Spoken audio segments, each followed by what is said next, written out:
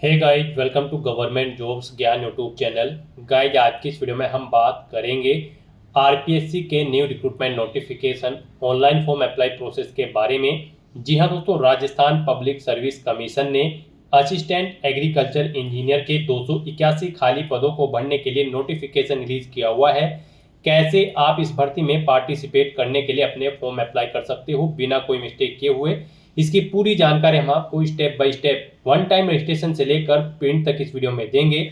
बस आपको इस वीडियो को स्किप के बिना शुरू से लेकर एंड तक देखना है। उसके बाद वीडियो पसंद आए तो इसे लाइक और शेयर कर दें। चैनल पर नए हो तो इसे सब्सक्राइब कर लें। लास्ट डेट की अपडेट है, केवल एक दिन शेष रह गया है। आप जल्द से जल्द अपने फॉर्म अप्लाई कर लें।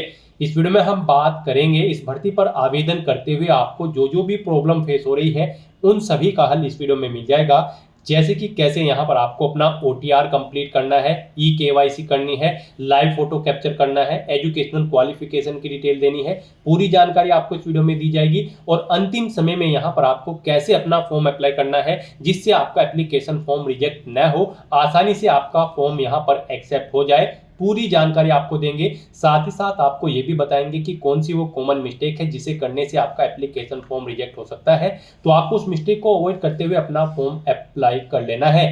तो बिना कोई वक्त गंवाए चलिए शुरू करते हैं। आपको इस वीडियो के डिस्क्रिप्शन बॉक्स में हमारी वेबसाइट IND-sarkari-naukri.in के इस पेज का लिंक मिल जाएगा। यहाँ पर आपको इस भर्ती के रिगार्डिंग सभी डिटेल्स प्रोवाइड कर दी गई है। राजस्थान पब्लिक सर्विस कमीशन ने असिस्टेंट एग्रीकल्चर इंजीनियर के 281 खाली पदों को भरने के लिए नोटिफिकेशन रिलीज किया हुआ है। आप 26 अगस्त 2025 तक अपने फॉर्म अप्लाई कर सकते हो। लास्ट डेट की अपडेट है, केवल एक दिन शेष रह गया है। आप जल्द से जल्द अपने फॉर्म अप्लाई कर लें। कहीं अंतिम समय में कोई टेक्निकल प्रॉब्लम न हो जाए तो आप लास्ट डेट का वेट बिल्कुल न करें, आज ही से अपने फॉर्म अप्लाई कर लें। यहाँ पर 20 से 40 साल आपकी आयु सीमा रखी गई है। एजुकेशनल क्वालिफिकेशन भी यहाँ से आप चेकआउट कर सकते हो। आपके पास डिग्री होनी चाहिए एग्रीकल्चर इंजीनियरिंग की किसी रिकॉग्नाइज्ड यूनिवर्सिटी से। यहाँ पर आप ऑल इंडिया से ऑनलाइन मोड में इस भर्ती के लिए अप्लाई कर सकते हो। उसके लिए आपको इस पेज को नीचे स्क्रॉल डाउन करना है, इंपोर्टेंट लिंक सेक्शन में आना है, ऑफिशियल नोटिफिकेशन PDF लिंक पर क्लिक करके इस भर्ती के नोटिफिकेशन को ओपन कर लेना है और इसमें से आपको पूरी डिटेल रीड कर लेनी है। यहाँ पर आपको सभी डिटेल्स प्रोवाइड कर दी गई हैं, जैसे कि क्या पोस्ट का नाम है, कितनी उसके लिए नंबर ऑफ वैकेंसीज है, कौन सी कैटेगरी के लिए कितनी वैकेंसीज है, क्या आपका एलिजिबिलिटी क्राइटेरिया होना चाहिए, कैसे आप अप्लाई कर सकते हो, कब से कब तक आप अप्लाई कर सकते हो। पूरी जानकारी आपको इस नोटिफिकेशन में दे दी गई है। आप सभी डिटेल्स यहाँ से रीड करें, उसके बाद अपने फॉर्म अप्लाई कर लें। फॉर्म अप्लाई करने के लिए भी आपको हमारी वेबसाइट के इसी पेज पर ही अप्लाई ऑनलाइन का लिंक दिया गया है। जैसे ही आप इस लिंक पर क्लिक करेंगे तो आपके सामने यहाँ पर राजस्थान सिंगल साइन ऑन का ये ऑफिशियल पोर्टल ओपन होगा। इसके थ्रू आप इस भर्ती के लिए अप्लाई कर सकते हो। यहाँ पर गाइस, अगर आपने राजस्थान सिंगल साइन ऑन के पोर्टल पर पहले से रजिस्ट्रेशन कर रखा है तो यहाँ पर आकर आपको अपनी SSO ID या फिर यूजर नेम एंटर करना है, अपना पासवर्ड आपको एंटर करना है, ये कैप्चा कोड आपको यहाँ पर एंटर करना है और लॉगिन की इस बटन पर क्लिक करके आपको अपने डैशबोर्ड में लॉगिन कर लेना है और फिर वहां से आपको अपना फॉर्म अप्लाई करना है। और गाइड, अगर आप यहाँ पर राजस्थान सिंगल साइन ऑन के पोर्टल से किसी भी भर्ती के लिए फर्स्ट टाइम अप्लाई करने जा रहे हो तो सबसे पहले यहाँ पर आपको अपना रजिस्ट्रेशन करना होगा। उसके लिए आपको रजिस्ट्रेशन की ये टैब दी गई है, तो यहाँ पर आपको रजिस्ट्रेशन की इस टैब पर क्लिक करना है। उसके बाद आपके सामने यहाँ पर रजिस्ट्रेशन का इंटरफेस ओपन होगा। यहाँ पर भी आपके पास दो ऑप्शन है, आप सिंपली सिटीजन या फिर उद्योग है तो आप इस ऑप्शन पर क्लिक करें, गवर्नमेंट एम्प्लॉय है तो आप इस ऑप्शन पर क्लिक करें गवर्नमेंट एम्प्लॉय की स्टेप पर। फिर यहाँ पर आप अपना SIPF इस ऑप्शन पर क्लिक करें, फिर आप अपना SIPF नंबर एंटर करें, अपना SIPF का पासवर्ड एंटर करें और नेक्स्ट ऑप्शन पर क्लिक करके अपना रजिस्ट्रेशन की आगे की टास्क कंप्लीट कर ले। गाइस, यहाँ पर अगर आप सिंपली सिटीजन है तो आपको इस ऑप्शन पर क्लिक करना है। फिर यहाँ पर आपको रजिस्ट्रेशन करने के लिए दो ऑप्शन मिलेंगे। आप यहाँ पर जन आधार और गूगल के थ्रू अपना रजिस्ट्रेशन कर सकते हो। जन आधार के थ्रू केवल राजस्थान रेजिडेंट के कैंडिडेट ही अपना रजिस्ट्रेशन कर सकते हैं और गूगल के थ्रू यहाँ पर राजस्थान के साथ साथ सभी स्टेट के कैंडिडेट अपना वन टाइम रजिस्ट्रेशन कर सकते हैं। तो यहाँ पर आपको गूगल के इस ऑप्शन पर क्लिक करना है। उसके बाद आपके सामने कुछ इस तरह से इंटरफेस ओपन होगा। अब यहाँ पर आपको अपनी जीमेल ID एंटर करनी है और फिर आपको नेक्स्ट के इस ऑप्शन पर क्लिक कर देना है। उसके बाद यहाँ पर आपको कंटिन्यू की स्टेप पर क्लिक करना है। नेक्स्ट आपके सामने कुछ इस तरह से इंटरफेस शो होगा। आपकी ईमेल आईडी के शुरू के कैरेक्टर को यहाँ पर आपका एसएसओ आईडी या फिर यूजर नेम सेट कर दिया गया है एसएसओ की तरफ से। अगर इसमें आप चेंज करना चाहते हैं तो आप अपने अकॉर्डिंग ABCDXYZ कुछ भी आप इसमें चेंज कर सकते हो। और फिर यहाँ पर अगर ये ग्रीन कलर में है तो यानी कि ये यूजर नेम अवेलेबल है, और अगर ये रेड कलर में होगा और यहाँ पर क्रॉस का निशान होगा तो फिर ये अवेलेबल नहीं होगा। आपको उसमें कुछ चेंज करना होगा और अपने अकॉर्डिंग यहाँ पर आपको अपना यूजर नेम सेट कर लेना है। उसके बाद यहाँ पर आपको अपना पासवर्ड एंटर करना है। गाइस यहाँ पर आपका पासवर्ड 8 से 30 कैरेक्टर के बीच में होना चाहिए। यहाँ पर आपको पासवर्ड की गाइडलाइन दी गई है। इस गाइडलाइन के अकॉर्डिंग आपको अपना पासवर्ड यहाँ पर रेडी करना है। आपको कुछ इस फॉर्मेट में अपना पासवर्ड यहाँ पर रेडी करना है। मीन्स आपका पासवर्ड यहाँ पर अल्फा न्यूमेरिक फॉर्मेट में होना चाहिए। आपके पासवर्ड में कम से कम एक अपर केस कैरेक्टर, एक लोअर केस कैरेक्टर, एक इंटीजर नंबर और एक स्पेशल कैरेक्टर जैसे कि @ या फिर डॉलर होना चाहिए। तो इस फॉर्मेट में यहाँ पर आपको अपना पासवर्ड सेट करना है। वही पासवर्ड आपको कंफर्म पासवर्ड फील्ड में एंटर करना है। उसके बाद यहाँ पर आपको अपना मोबाइल नंबर एंटर करना है। फिर आपको इसे नीचे स्क्रॉल डाउन करना है। फिर यहाँ पर आपको अपना मोबाइल नंबर एंटर करना है या फिर ईमेल आईडी एंटर करनी है। और उसके बाद गाइस यहाँ पर आपको रजिस्टर की इस टैब पर क्लिक कर देना है। इस तरह से यहाँ पर आपका रजिस्ट्रेशन सक्सेसफुली कंप्लीट हो जाएगा। आपको एक यूजर आईडी और पासवर्ड आपके रजिस्टर्ड मोबाइल नंबर पर सबमिट कर दिया गया है। आपको उसे केयरफुली नोट डाउन करके रख लेना है फ्यूचर यूज के लिए। और यहाँ पर अब आपको ओके के इस बटन पर क्लिक करना है। नेक्स्ट आपके सामने कुछ इस तरह से इंटरफेस ओपन होगा। गाइस यहाँ पर अब आपको अपनी एसएसओ आईडी या फिर यूजर नेम एंटर करना है। उसके बाद आपको अपना पासवर्ड एंटर करना है जो आपके मोबाइल नंबर पर आया है या फिर आपने जो क्रिएट किया है। उसके बाद आपको ये कैप्चा कोड यहाँ पर एंटर करना है और फिर आपको यहाँ पर लॉगिन की इस टैब पर क्लिक कर देना है। और गाइस यहाँ पर अगर आप अपनी एसएसओ आईडी भूल गए हैं या फिर पासवर्ड भूल गए हैं तो यहाँ पर आप I forget my digital identity SSO ID के सामने क्लिक हियर के इस लिंक पर क्लिक करें और फिर यहाँ पर आप अपनी बेसिक डिटेल्स प्रोवाइड कराते हुए अपनी एसएसओ आईडी गेट कर लें। पासवर्ड भूल चुके हैं तो उसके लिए भी आप क्लिक हियर के इस लिंक पर क्लिक करके अपना पासवर्ड गेट कर सकते हैं। अगर मल्टीपल एसएसओ आईडी है तो आप क्लिक हियर टू मर्ज इस ऑप्शन पर क्लिक करके अपनी एसएसओ आईडी यहाँ पर मर्ज कर सकते हैं। तो बस यहाँ पर अब आपको अपनी यूजर आईडी और पासवर्ड एंटर करके और ये कैप्चा कोड एंटर करके अपने डैशबोर्ड में लॉगिन करना है। नेक्स्ट आपके सामने कुछ इस तरह से इंटरफेस ओपन होगा। गाइस यहाँ पर अब आपको अपनी प्रोफाइल अपडेट करनी है। सबसे पहले यहाँ पर अगर आप अपना फोटो ऐड करना चाहते हैं तो आप इस फोटो पर क्लिक करें। फिर यहाँ पर आप इस फोटो पर क्लिक करें। उसके बाद यहाँ पर आप इस ऑप्शन पर क्लिक करें और अपना फोटो सेलेक्ट करके यहाँ पर आप उसे अपडेट कर सकते हैं। अपना प्रोफाइल फोटो यानी कि आप यहाँ पर सेट कर सकते हो। उसके बाद यहाँ पर आप अपना फर्स्ट नेम चेंज करना चाहते हैं तो इसे आप चेंज कर सकते हैं। लास्ट नेम चेंज करना चाहते हैं तो इसे आप चेंज कर सकते हैं। उसके बाद यहाँ पर आपका जो डिस्प्ले नेम, आपकी प्रोफाइल का जो डिस्प्ले नेम होगा वो यहाँ पर आप एंटर कर दें। इसे आप अपने अकॉर्डिंग यहाँ पर सेट कर सकते हैं। फिर यहाँ पर आपको अपनी डेट ऑफ बर्थ इस कैलेंडर में से सिलेक्ट कर लेनी है। उसके बाद यहाँ पर आपको अपना जेंडर सिलेक्ट करना है, आप मेल हो, फीमेल हो या फिर ट्रांसजेंडर या फिर अदर। उसके बाद यहाँ पर आपको अपना मोबाइल नंबर एंटर करना है। यहाँ पर आप इस ऑप्शन पर क्लिक करें, अपना मोबाइल नंबर एंटर करें और फिर आप सेंड ओटीपी ऑप्शन पर क्लिक करें। उसके बाद आपके रजिस्टर्ड मोबाइल नंबर पर एक ओटीपी जाएगा।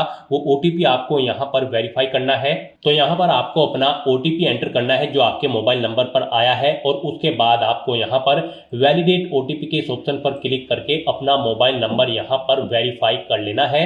फिर यहाँ पर अगर आपके पास कोई लैंडलाइन नंबर है तो वो आप एंटर कर सकते हैं, नहीं है तो आप इस कॉलम को खाली छोड़ दें। फिर यहाँ पर आपको अपना एड्रेस एंटर करना है। उसके बाद आपको अपना पोस्टल कोड देना है, अपनी सिटी या फिर डिस्ट्रिक्ट यहाँ पर आप एंटर करें।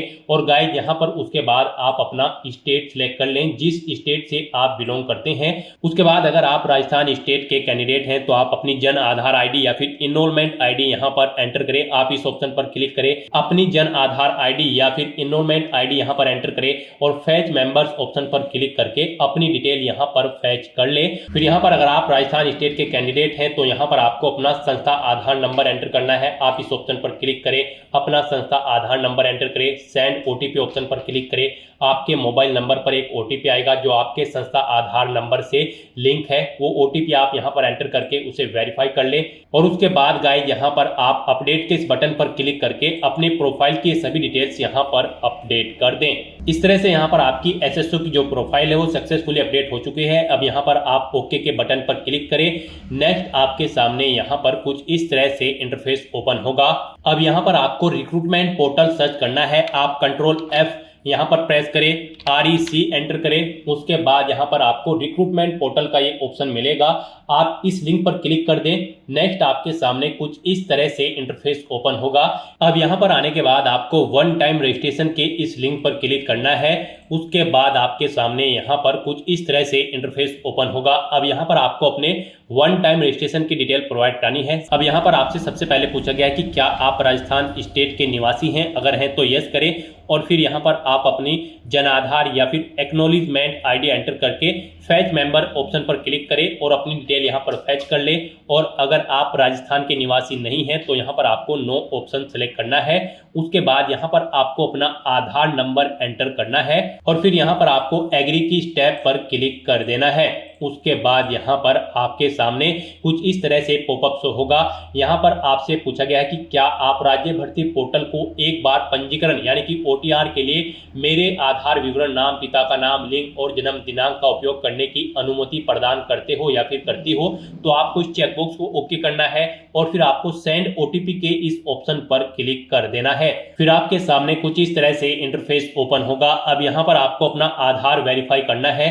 उसके लिए आपको यहाँ पर इस चेकबॉक्स को ओके करना है और फिर आपको OTP भेजें इस ऑप्शन पर क्लिक कर देना है। उसके बाद यहाँ पर आपके रजिस्टर्ड मोबाइल नंबर पर एक OTP आएगा। उस मोबाइल नंबर पर जिससे आपका आधार लिंक है वो OTP आप यहाँ पर एंटर करें और फिर आप प्रमाणीकरण करें इस ऑप्शन पर आप क्लिक कर दें। इस तरह से यहाँ पर आपका आधार वेरीफाई हो जाएगा और आपकी जो डिटेल्स है वो यहाँ पर आपके आधार से फैच करके फिल कर दी गई है, जैसे कि आपका नाम, आपका जेंडर, आपके फादर का नाम, आपकी डेट ऑफ बर्थ। अब यहाँ पर आपको अपना मोबाइल नंबर एंटर करना है और फिर यहाँ पर आपको gate email from SSO profile इस ऑप्शन पर क्लिक करके अपनी ईमेल ID को यहाँ पर फैच कर लेना है। जो आपने रजिस्ट्रेशन टाइम पर अपनी ईमेल ID एंटर की थी वो यहाँ पर फैच होके आ जाएगी। फिर यहाँ पर आपको वेरीफाई OTR आपको इस ऑप्शन पर क्लिक कर देना है। फिर यहाँ पर आपको आपकी डिटेल शो कर दी जाएगी। आपकी डिटेल अगर ओके है तो यहाँ पर अब आप फाइनल सबमिट के इस ऑप्शन पर क्लिक कर दें। उसके बाद आपके रजिस्टर्ड मोबाइल नंबर पर एक OTP आएगा। वो OTP आपको यहाँ पर एंटर करना है और उसके बाद आपको यहाँ पर वेरीफाई OTP के इस ऑप्शन पर क्लिक कर देना है। इस तरह से यहाँ पर आपके वन टाइम रजिस्ट्रेशन की डिटेल सक्सेसफुली सेव हो जाएगी। आपको एक रजिस्ट्रेशन नंबर यहाँ पर प्रोवाइड कर दिया गया है, वन टाइम रजिस्ट्रेशन नंबर। आपको इसे केयरफुली नोट डाउन करके रख लेना है फ्यूचर यूज के लिए। और यहाँ पर अब आपको ओके के इस बटन पर क्लिक करना है। फिर आपको आपके OTR के इसी इंटरफेस पर आपको रिडायरेक्ट कर दिया जाएगा। यहाँ पर आपकी OTR की सभी डिटेल्स वेरीफाई हो चुकी है। आपको एक रजिस्ट्रेशन नंबर जो वहां पर दिया गया था वो रजिस्ट्रेशन नंबर यहाँ पर भी शो कर दिया गया है। आपको इसे केयरफुली नोट डाउन करके रख लेना है फ्यूचर यूज के लिए। अब गाइस यहाँ पर आपको अपना फीस पेमेंट करना है। नेक्स्ट स्टेप आपका फीस पेमेंट का होगा। उसके लिए आपको यहाँ पर पे फीस की स्टेप पर क्लिक करना है। उसके बाद आपके सामने यहाँ पर कुछ इस तरह से पॉपअप शो होगा।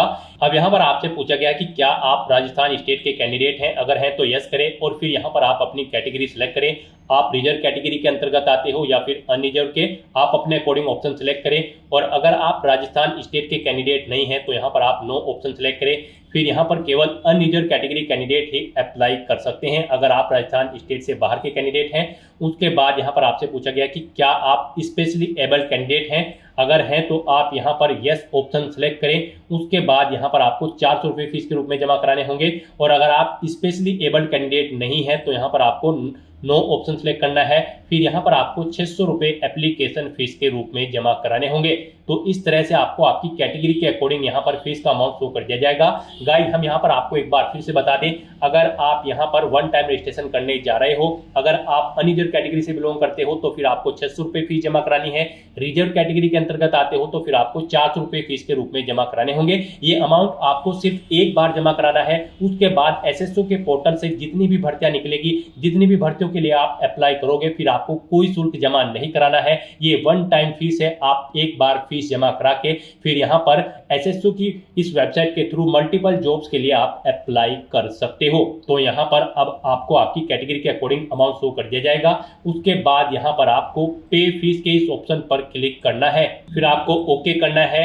उसके बाद यहाँ पर आपको फीस पेमेंट के इंटरफेस पर डायरेक्ट कर दिया जाएगा। यहाँ पर आपके पास 3 चॉइस है, आप 3 तरह से अपना फीस पेमेंट कर सकते हो, नेट बैंकिंग के थ्रू, एग्रीगेटर के थ्रू या फिर QR कोड पेमेंट के थ्रू। यहाँ पर सबसे बेस्ट ऑप्शन आपके लिए QR कोड पेमेंट रहेगा। आप यहाँ पर इस ऑप्शन को सिलेक्ट करें, फिर यहाँ पर आप फोन पे ऑप्शन सिलेक्ट करें और पे नाउ के इस ऑप्शन पर क्लिक कर दें। उसके बाद गाइस यहाँ पर आपको फीस पेमेंट के इंटरफेस पर डायरेक्ट किया जाएगा। नेक्स्ट आपके सामने कुछ इस तरह से इंटरफेस ओपन होगा। यहाँ पर आप 2 तरह से फीस पेमेंट कर सकते हो, QR कोड के थ्रू या फिर आप अपने मोबाइल नंबर के थ्रू यहाँ पर फीस पेमेंट कर सकते हो। आपके लिए यहाँ पर बेस्ट ऑप्शन QR कोड रहेगा। तो यहाँ पर आप शो कोड ऑप्शन पर क्लिक करें, आपके सामने ये QR कोड शो होगा। आप अपने किसी भी UPI से इसे स्कैन करें और अपना फीस पेमेंट कर दें। सक्सेसफुली फीस पेमेंट करने के बाद आपको आपके OTR के डैशबोर्ड पर डायरेक्ट कर दिया जाएगा। यहाँ पर आपका फीस पेमेंट सक्सेसफुली कंप्लीट हो चुका है। अब आप व्यू रिसिप्ट के ऑप्शन पर क्लिक करके अपनी एप्लीकेशन फीस की एक रिसिप्ट का यहाँ पर प्रिंट आउट ले सकते हैं फ्यूचर यूज के लिए। और यहाँ पर अपनी ये फीस पेमेंट करने के बाद अब आपको नेक्स्ट ऑप्शन कंप्लीट करना है, वो आता है यहाँ पर आपका OTR eKYC। आपको इस ऑप्शन पर क्लिक करना है। अब यहाँ पर गाइस आपको अपना लाइव फोटो कैप्चर करना है और अपना हैंड रिटन डिक्लेरेशन डॉक्यूमेंट आपको अपलोड करना है। लाइव फोटो कैप्चर करने के लिए आपको कुछ गाइडलाइंस दी गई है, इन्हें ध्यान में रखते हुए आपको अपना फोटो यहाँ पर कैप्चर करना है। यहाँ पर 5 सेकंड के टाइमर के पश्चात अभ्यर्थी अपनी पलक 2-3 बार झपकाए।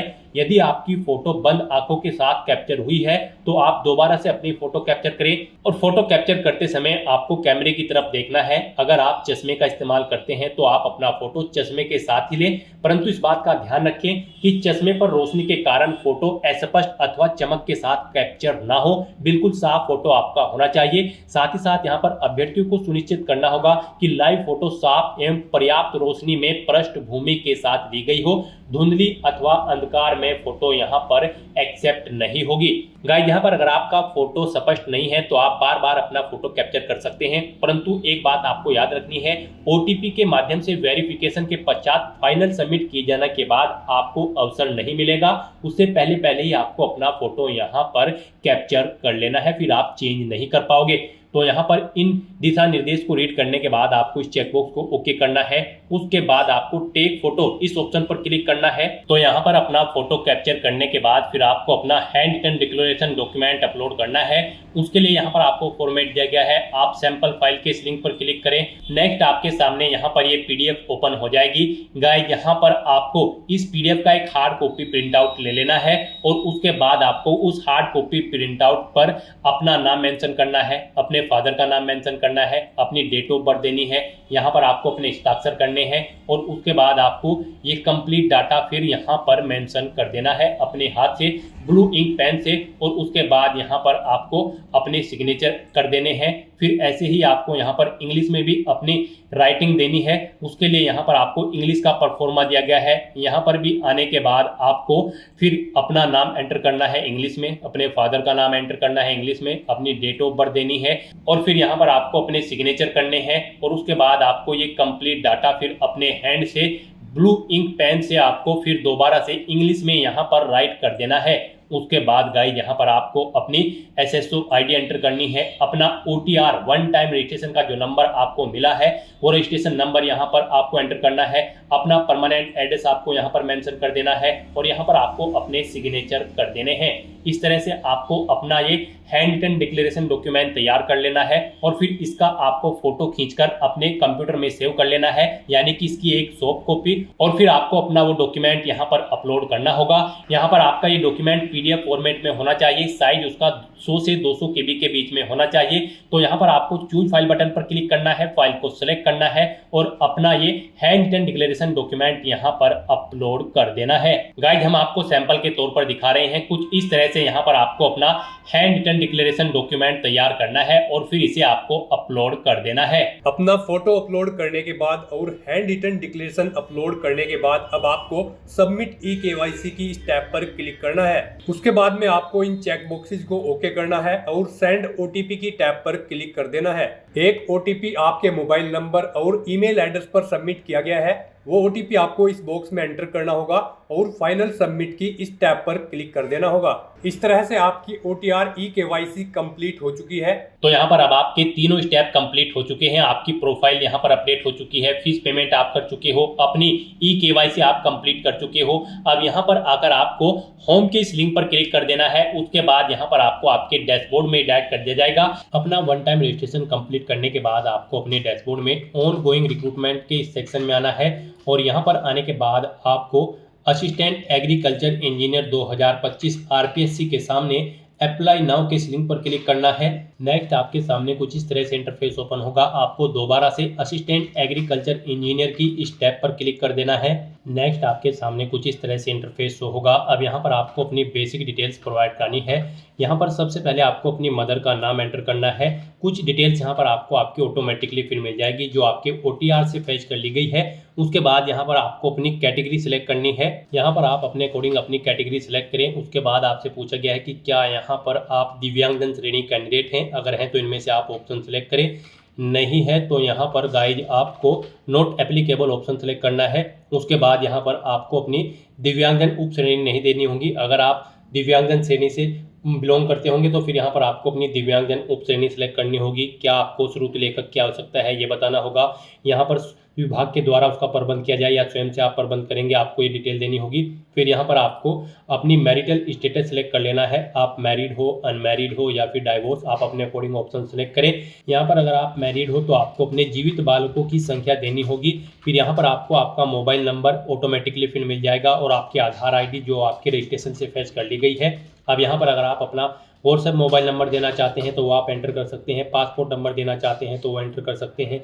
जन आधार ID एंटर करना चाहते हैं तो वो आप एंटर कर सकते हैं। नहीं करना चाहते हैं तो इन कॉलम्स को आप खाली छोड़ सकते हैं। उसके बाद आपको इस पेज को नीचे स्क्रॉल डाउन करना है। फिर यहाँ पर आपसे पूछा गया कि क्या आप राजस्थान के अनुसूचित क्षेत्र से संबंधित है, अगर है तो यस करेंगे, नहीं तो नो ऑप्शन सेलेक्ट करेंगे। उसके बाद यहाँ पर आपको अपना कोरोस्पोंडेंस एड्रेस एंटर कर देना है और फिर गाइज आपको नेक्स्ट के इस ऑप्शन पर क्लिक कर देना है। नेक्स्ट यहाँ पर आपको अपनी पर्सनल डिटेल प्रोवाइड करनी है। गाइज यहाँ पर सबसे पहले आप अपनी नेशनलिटी सेलेक्ट करें, उसके बाद अपना होम स्टेट सेलेक्ट करें, फिर यहाँ पर आप अपना जिला सेलेक्ट करें, उसके बाद आपको अपना होम ब्लॉक यहाँ पर सिलेक्ट करना है, फिर तहसील, फिर गांव। उसके बाद आपसे पूछा गया कि क्या आप इंडिया में कहीं बाहर से स्थापित हुए हैं या फिर पूर्व स्थापित हैं, अगर हैं तो आप यस करेंगे और फिर किस देश से आप स्थापित हुए हैं वो देश यहाँ पर आप सिलेक्ट करेंगे। नहीं हुए हैं तो यहाँ पर आप सिंपली नो ऑप्शन सेलेक्ट करेंगे। फिर आपसे पूछा गया कि क्या आप यहाँ पर एक सर्विसमैन हैं, अगर हैं तो आप यस करें और सर्विस स्टेटस आप बताएं, यहाँ पर आपके पास NOC टेकन है या फिर आप रिटायर्ड हैं और फिर उसकी डिटेल यहाँ पर दें। नहीं है आप एक सर्विसमैन तो नो ऑप्शन सेलेक्ट करेंगे। उसके बाद आपसे पूछा गया कि क्या आप स्पोर्ट पर्सन हैं, अगर हैं तो यस करें और फिर यहाँ पर आप बताएं आप नेशनल लेवल के खिलाड़ी हैं या फिर इंटरनेशनल, और अगर आप स्पोर्ट पर्सन नहीं हैं तो यहाँ पर आप नो ऑप्शन सेलेक्ट करेंगे। फिर आपसे पूछा गया कि क्या आप NCC कैडेट परीक्षक हैं, आपके पास यहाँ पर NCC है, अगर है तो आप यस करेंगे। किस डेट से किस डेट तक थी वो यहाँ पर आप डेट सेलेक्ट करेंगे और अगर आपके पास NCC नहीं थी तो यहाँ पर आप नो ऑप्शन सेलेक्ट करेंगे। फिर यहाँ पर आपसे पूछा गया कि क्या आप भूतपूर्व कैदी हैं, अगर हैं तो यस करेंगे और फिर यहाँ पर ड्यूरेशन सेलेक्ट करेंगे, कब से कब तक आप कैदी थे। नहीं है तो आप नो ऑप्शन सेलेक्ट करेंगे। उसके बाद यहाँ पर आपसे पूछा गया कि क्या यहाँ पर आप मौजूदा सरकारी विभाग या फिर सार्वजनिक उपक्रम कर्मचारी है, अगर हैं तो आप यस सेलेक्ट करेंगे। फिर यहाँ पर गाइज आपको सर्विस का नाम बताना होगा, आप सेंट्रल गवर्नमेंट के थे, राजस्थान स्टेट या फिर राजस्थान स्टेट पंचायत, आप अपने अकॉर्डिंग ऑप्शन सेलेक्ट करें। फिर यहाँ पर आपको सब कैटेगरी सेलेक्ट करनी होगी राजस्थान गवर्नमेंट एम्प्लॉय की। फिर यहाँ पर आपको ऑर्गेनाइजेशन का नाम देना होगा जिसमें आप कार्यरत थे, पोस्ट डेजिग्नेशन देनी होगी, डेट देनी होगी, यहाँ पर आपको सेलेक्ट करनी होगी अपॉइंटमेंट की। और अगर आप यहाँ पर मौजूदा सरकारी विभाग या फिर सार्वजनिक उप कर्मचारी नहीं है तो यहाँ पर आप सिंपली नो ऑप्शन सेलेक्ट करेंगे। आगे की डिटेल आपको प्रोवाइड नहीं देनी करानी होगी। फिर यहाँ पर अगर आप एडिशनल कैटेगरी से बिलोंग करते हैं तो इन्हें ऑप्शन को सिलेक्ट करें, इनमें से जिस भी कैटेगरी के अंतर्गत अगर आप आते हैं। नहीं आते हैं तो इन चेकबॉक्सेस को ओके न करें और फिर इस तरह से अपनी सभी डिटेल्स प्रोवाइड करने के बाद आपको नेक्स्ट के इस ऑप्शन पर क्लिक कर देना है। नेक्स्ट यहाँ पर आपको अपनी एजुकेशनल क्वालिफिकेशन की डिटेल प्रोवाइड करनी है। यहाँ पर सबसे पहले आपको इस चेकबॉक्स को ओके करना है एजुकेशनल क्वालिफिकेशन प्रोवाइड करते हुए। और गाइज इस भर्ती में पार्टिसिपेट करने के लिए आपके पास यहाँ पर डिग्री होनी चाहिए एग्रीकल्चर इंजीनियरिंग की किसी वेल रिकॉग्नाइज्ड यूनिवर्सिटी से। साथ ही साथ आपको यहाँ पर नॉलेज होनी चाहिए हिंदी देवनागरी स्क्रिप्ट की और राजस्थानी कल्चर की भी नॉलेज आपको यहाँ पर होनी चाहिए। तो यहाँ पर सबसे पहले आपको अपनी 10वीं क्लास की डिटेल प्रोवाइड करनी है। यहाँ पर आपको पहले सब्जेक्ट एंटर करने हैं, 10वीं क्लास में आपके पास कौन कौन से सब्जेक्ट थे। फिर यहाँ पर आपको बोर्ड या का नाम देना है जिससे आपने अपनी 10वीं क्लास पास आउट की है, अपना रोल नंबर आपको देना है 10वीं का। उसके बाद गाइस यहाँ पर आपको अपना परिणाम सेलेक्ट करना है। आपका जो परीक्षा परिणाम था वो सीजीपीए में था, ग्रेड में था या फिर परसेंटेज में, आप अपने अकॉर्डिंग यहाँ पर ऑप्शन सेलेक्ट करें। फिर यहाँ पर आपको पासिंग ईयर देना है, कब आपने अपनी 10वीं क्लास पास आउट की है, फिर कितने % मार्क्स आपने ऑब्टेन किए हैं वो यहाँ पर आपको एंटर करने हैं। इस तरह से आपको अपनी 10वीं क्लास की डिटेल प्रोवाइड करनी है। ऐसे ही यहाँ पर आपको अपनी 12वीं क्लास की डिटेल प्रोवाइड करनी है।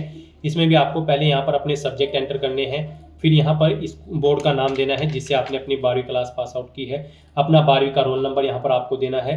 फिर बताना है रिजल्ट आपका सीजीपीए में था, ग्रेड में या फिर परसेंटेज में। उसके बाद यहाँ पर आपको पासिंग ईयर सेलेक्ट करना है अपनी 12वीं क्लास का, कितने % मार्क्स आपने ऑब्टेन किए हैं वो यहाँ पर आपको एंटर करने हैं। फिर यहाँ पर आपको अपनी ग्रेजुएशन की डिटेल प्रोवाइड करनी है। यहाँ पर आपके पास एग्रीकल्चर इंजीनियरिंग डिग्री होनी जरूरी है तो उसकी डिटेल यहाँ पर आपको देनी है। यहाँ पर आप पहले सब्जेक्ट एंटर करें, फिर स्कूल यूनिवर्सिटी का नाम दें जिससे आपने अपनी डिग्री कंप्लीट की है, फिर अपना रोल नंबर यहाँ पर आप एंटर करें, फिर बताएं आपके जो मार्क्स थे वो सीजीपीए में है, ग्रेड में है या फिर परसेंटेज में, या फिर रिजल्ट अवेटेड है आपका। फाइनल ईयर एपियर कैंडिडेट्स भी एलिजिबल हैं, अप्लाई कर सकते हैं। आप अपने अकॉर्डिंग ऑप्शन सेलेक्ट करें, फिर पासिंग ईयर यहाँ पर आप सेलेक्ट करें, जब आपने पास आउट की है डिग्री, कितने % मार्क्स आपने ऑब्टेन किए हैं वो यहाँ पर आप एंटर करें। इस तरह से यहाँ पर आपको अपनी क्वालिफिकेशन की डिटेल फिल कर देनी है। फिर आपको उस पेज को नीचे स्क्रॉल डाउन करना है। अगर आपको एक्सपीरियंस है तो उसकी डिटेल यहाँ पर आप प्रोवाइड कर सकते हैं। यहाँ पर आप यस ऑप्शन सेलेक्ट करें और फिर अपने एक्सपीरियंस की डिटेल प्रोवाइड कराएं। यहाँ पर आप अपना नाम दें, रजिस्ट्रेशन नंबर दें या फिर इंस्टीट्यूट का एम्प्लॉयर। उसके बाद आप डेजिग्नेशन दें, जिस पोस्ट पर आप कार्यरत थे, डिपार्टमेंट का नाम दें जिसमें आप कार्यरत थे, जॉब का नेचर यहाँ पर बताएं, कब से कब तक आपने जॉब की है वो डेट आप सेलेक्ट कर लें। फिर यहाँ पर आपके इनके अकॉर्डिंग आपकी सर्विस के ईयर आपको कैलकुलेट करके शो कर दी जाएंगे। अपनी सैलरी यहाँ पर एंटर करें, वेतनमान कितना था आपका, पे ग्रेड कितनी थी वो यहाँ पर आप एंटर करें और ऐड के ऑप्शन पर क्लिक करके अपने एक्सपीरियंस की डिटेल यहाँ पर ऐड कर दें। एक से ज़्यादा जगह वर्किंग एक्सपीरियंस है, दोबारा से आप यहाँ पर यही डिटेल ऐड प्रोवाइड करा के उसे ऐड कर सकते हैं। इस तरह से यहाँ पर आपको अपनी एजुकेशनल क्वालिफिकेशन और एक्सपीरियंस की डिटेल प्रोवाइड कर देनी है और फिर गाइज आपको यहाँ पर नेक्स्ट के इस ऑप्शन पर क्लिक कर देना है। नेक्स्ट आपके सामने ये पॉपअप शो होगा, आपको यहाँ पर इन चेक बॉक्सेस को ओके करते हुए वेरीफाई करना है और फिर गाइज यहाँ पर आपको सेंड ओटीपी के इस ऑप्शन पर क्लिक कर देना है। फिर आपके रजिस्टर्ड मोबाइल नंबर और ईमेल आईडी पर जिससे आपने ओटीआर किया है उस पर एक ओटीपी आएगा, वो ओटीपी आपको यहाँ पर एंटर करना है और उसके बाद आपको यहाँ पर वेरीफाई ओटीपी के इस ऑप्शन पर क्लिक करते हुए अपनी डिटेल वेरीफाई कर लेनी है। नेक्स्ट यहाँ पर आपको अपने सिग्नेचर और लेफ्ट थंब इंप्रेशन अपलोड करने हैं। फोटो यहाँ पर आपका ऑटोमेटिकली फैच कर लिया गया है आपके ओटीआर से। यहाँ पर आपके जो सिग्नेचर होंगे वो यहाँ पर 20 KB से 50 KB के बीच में होने चाहिए और लेफ्ट थंब इंप्रेशन भी आपका 20 से 50 KB के बीच में होना चाहिए। डॉक्यूमेंट आपके ये यहाँ पर जेपीजी या फिर जेपीईजी फॉर्मेट में होने चाहिए। इन्हें अपलोड करने के लिए आपको चूज फाइल के बटन पर क्लिक करना है, फाइल को सिलेक्ट कर लेना है और 1 बाय 1 करके अपना सिग्नेचर और लेफ्ट थंब इंप्रेशन यहाँ पर आपको अपलोड कर देना है। फिर आपकी बॉडी पर कोई कट या तिल का निशान है तो उस पैलेस का नाम यहाँ पर आपको एंटर करना है और उसके बाद गाइज आपको नेक्स्ट के इस ऑप्शन पर क्लिक कर देना है। नेक्स्ट आपके सामने आपके एप्लीकेशन फॉर्म का पूरा प्रीव्यू शो कर दिया गया है। आपको सभी डिटेल केयरफुली चेकआउट करनी है, पेज को नीचे स्क्रॉल डाउन करना है, डिक्लेरेशन सेक्शन में आकर इस चेकबॉक्स को ओके करना है और फिर गाइज आपको फाइनल सबमिट के इस ऑप्शन पर क्लिक कर देना है। उसके बाद आपके सामने ये पॉपअप शो होगा, यहाँ पर आपको इस चेकबॉक्स को ओके करना है और फिर आपको सेंड ओटीपी के इस ऑप्शन पर क्लिक कर देना है। फिर आपके रजिस्टर्ड मोबाइल नंबर और ईमेल आईडी पर एक ओटीपी सबमिट किया गया है, वो ओटीपी आपको यहाँ पर एंटर करना है और उसके बाद वेरीफाई ओटीपी के इस ऑप्शन पर क्लिक करके अपने एप्लीकेशन फॉर्म को वेरीफाई कर लेना है। इस तरह से यहाँ पर आपका एप्लीकेशन फॉर्म सक्सेसफुली सबमिट हो चुका है। आपके सामने आपका एप्लीकेशन फॉर्म शो कर दिया गया है। अब यहाँ पर आपको प्रिंट के इस ऑप्शन पर क्लिक करके अपने एप्लीकेशन फॉर्म का एक हार्ड कॉपी प्रिंट आउट ले लेना है फ्यूचर यूज के लिए, फ्यूचर रेफरेंस के लिए। तो दोस्तों ऐसे आप Rajasthan public service commission assistant agriculture engineer के 281 खाली पदों को भरने के लिए अपने फॉर्म अप्लाई कर सकते हो बिना कोई मिस्टेक किए हुए। आज की इस वीडियो में बस इतना ही। आई होप ये वीडियो आपको पसंद आई होगी। अगर पसंद आई हो तो इसे लाइक और शेयर करें, चैनल पर नए हो तो इसे सब्सक्राइब कर लें। Thanks for watching.